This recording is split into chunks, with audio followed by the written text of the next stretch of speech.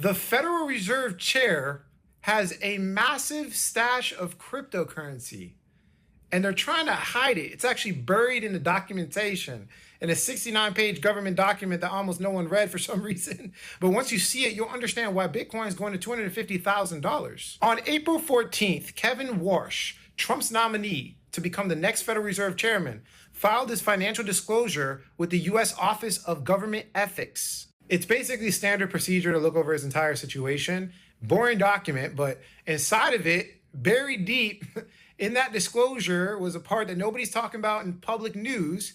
This is the next federal chair's personal investments in 34 separate crypto and blockchain projects.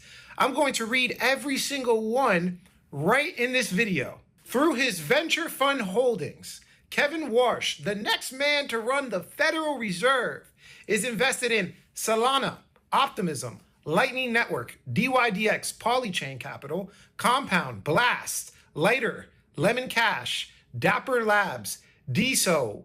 I don't even know how to pronounce the other one. I'm gonna leave the list.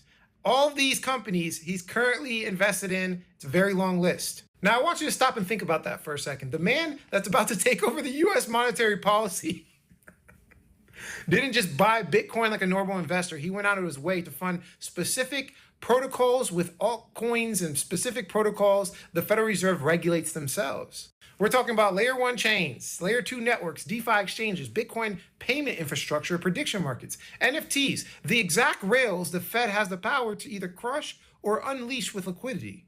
Warsh earned $10.2 million as a consultant for a family office that's owned by Stanley Druckenmiller. Druckenmiller is one of the loudest macro voices on Wall Street, pounding the table that Bitcoin is the inflation hedge of the century. The next Fed chair's mentor is openly bullish on Bitcoin.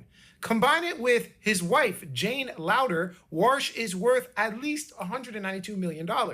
The current Federal Reserve Chair, Jerome Powell, was under DOJ criminal investigation.